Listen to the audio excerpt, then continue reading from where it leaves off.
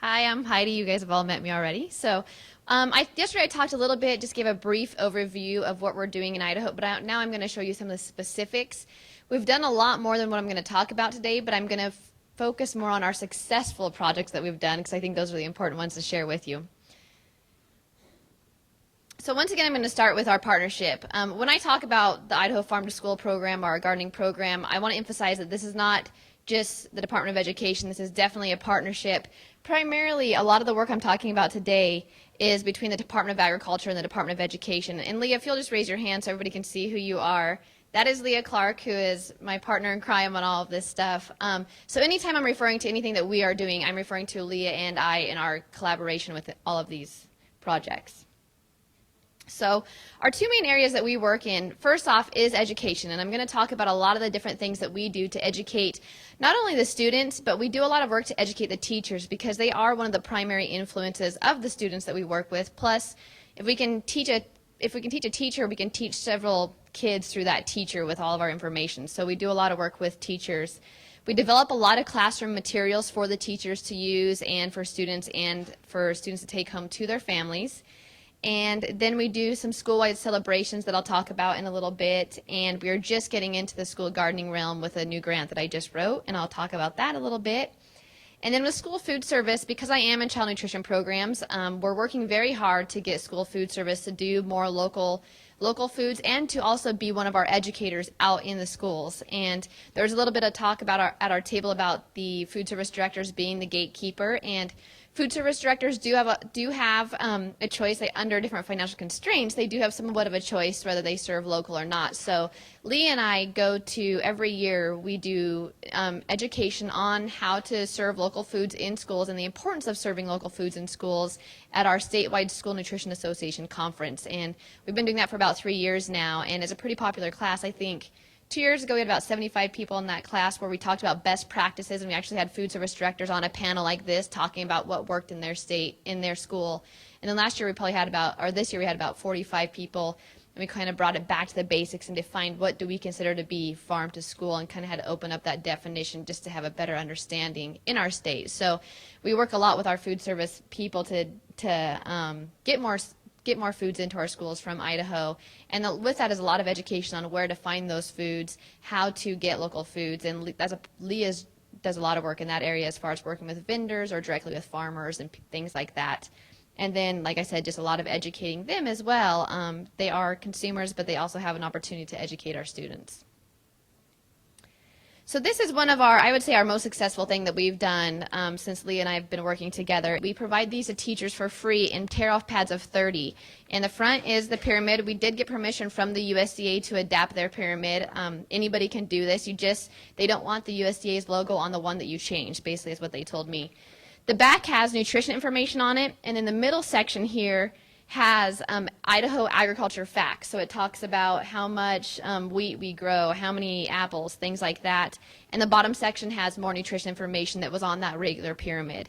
So we have these for teachers. We've made posters out of these that have been extremely popular. And then we've also just recently made magnets that we provide to schools. I usually give them out as giveaways in classes I teach and things like that, but we do have magnets that we developed based off this Idaho pyramid. And by far, this is what I see used the most throughout our state. I do a lot besides farm to school, and anytime I teach nutrition, I only use this pyramid. And I've presented this to other dietitians in our state, and we're getting other dietitians to start using this pyramid as their primary resource for teaching nutrition. These are pictures of our poster program. We did a program last year called Edible Idaho, and it was our first year. And every month, a teacher and food service can sign up for this program. For free every month, they get a different poster covering a different food in Idaho. And it's more than just fruits and vegetables. It's all the different foods that we serve, that we grow. And we have a 3-month cycle that we're working on. It's going to take us, a 3-year cycle. It'll take us 3 years to basically cover all the different foods that we grow in Idaho. And this is the size of the poster. It comes folded up, and it's just mailed to them in a regular envelope. So that's the front of the poster. And then the back always has a variety of activity sheets, sometimes fact sheets. We've done parent letters that they can send home, different things like that. And this is focused for K through 12, and so we have a variety of age groups that we're trying to meet with this. Sometimes there's a coloring sheet, sometimes there's more of an advanced question and answer sheet. And then right now we're working on developing a website. We did a survey recently this last year based on these posters and asked teachers what they're using, what they found valuable, what was not so good. And based off the feedback, teachers wanted handouts of this that they could give to their students to take home. And so we are now putting these where teachers can print off 8.5 by 11 copies of these and use them as handouts, not just as a poster on the wall. But from that survey, we got a lot of really good feedback. We have a lot of teachers that are using this and really appreciate the different posters that we have. I was going to see if I have any here in my pile that are not up there. This is an apple one that we have about the apples. And on these posters, we always try to picture the food in its field form so the students can see what that food really looks like. With apples, we didn't have to show a close-up apple. You can see them on the tree. Some foods we actually do on our beef picture. We show meat in like a healthy wrap just to give that visual of there's the cows. Sorry if this is hard to see. There's the cows, and then there's actually beef in a wrap here so the students can see that. We always show where the food comes from in Idaho. A lot of teachers use this as a geography lesson. We have some schools that are basing their Idaho history lessons on some information on these posters. The Idaho Pyramid is always featured with that food group highlighted on the poster. And then we always have Idaho ag facts based on that food and nutrition facts based on that food. So we kind of have the same components. And a lot of our posters last year had a recipe on them.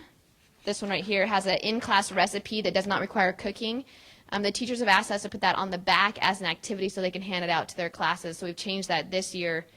And we have a new graphic designer. So we just did our first month of posters this year, and they have a little bit different look, a little bit cleaner. The teachers said they were hard to read from a distance. And so this is what our new version for this year's posters is going to look like.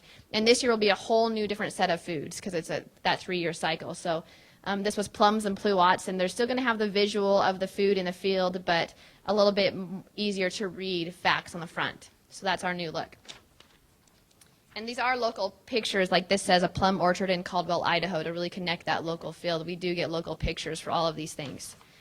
So it's been a very popular thing. We do say we have a funding issue with these posters. We write these posters in the grants that we work off of, but we could be printing a lot more and be able to get them out in schools. There's definitely people want these posters, but right now we're printing about 1,000, I would say, a month, and we're really having a hard time funding these. So right now we're working on partnerships with Ag in the Classroom and different commodity groups to fund these so that we can print additional posters, because we had such a good set of our posters last year. We'd like to reprint those and offer those to more teachers that signed up for our program this year. I'm just going to go over several slides of other resources and just quickly highlight. This is a marketing material that we use in the kitchens that said the pick of the crop from Idaho in your school cafeteria, and just shows the different foods that are grown throughout our state. They can also get this as a puzzle through Ag in the Classroom. And if you notice, the boy that's over there, that's Ag Andy, he was also the boy that's on our Idaho Pyramid, so we have some consistency with the little boy that's there. This is some materials we made about the different colors of fruits and vegetables in Idaho that we have as a handout that teachers can use. We have fact sheets on all the different foods we grow in Idaho that teachers can print off and that we send out for teachers to use for educational purposes.